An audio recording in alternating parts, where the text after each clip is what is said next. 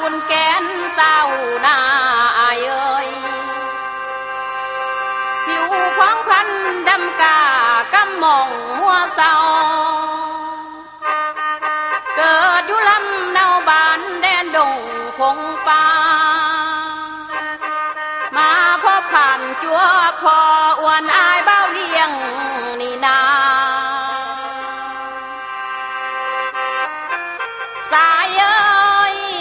จึงส่งเสียงออดอ่อนวอนทรงทำหามานาสายผู้ตาคมคำของงามนำกองมีผู้จ้องหมายไว้ปักเจอแล้วหรือบอขอจ้องไข่ก้าวขอพอหูหอมกระแสเดนา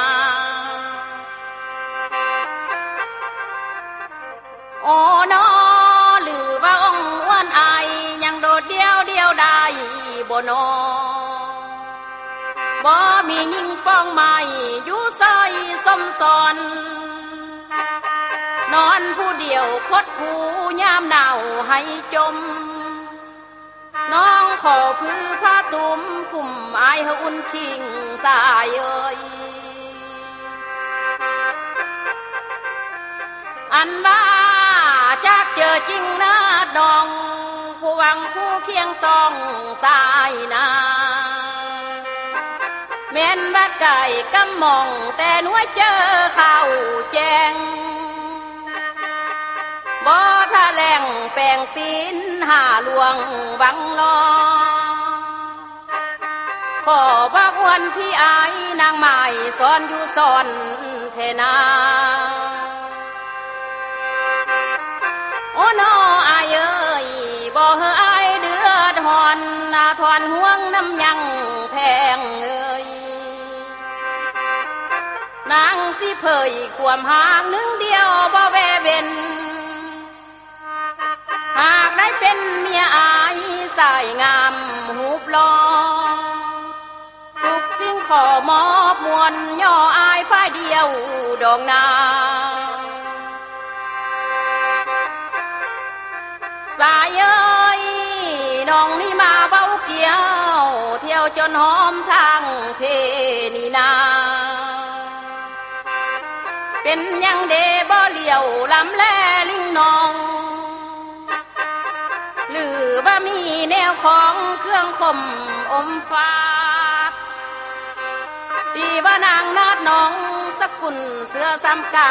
บ่อายเอ้ย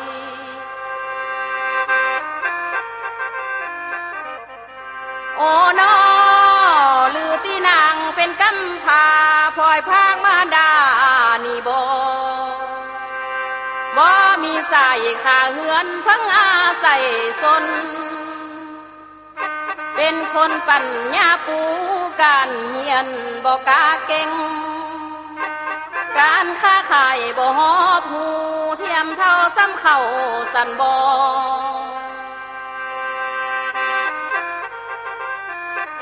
สายเอ้ยคิดขึ้นมามันอ่อนลาอิดเมื่อยเนอเจอเหี่ยมเดกะตายใหม่จันทาอยู่สูงเพียงฟ้าสาวหน้าคือน้องเพื่อน้อสิโอเอาบ้าวเวียงจันพี่อายอดสาส่วนสวยสู้ได้แม่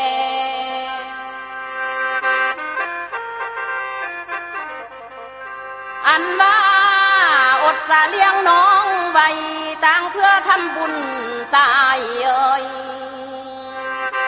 สวยอุดหนุนจูนเจืออย่าปล่อยวังห้ามห่างบางเถื่อกาดำปีกับไก่สาดเกอ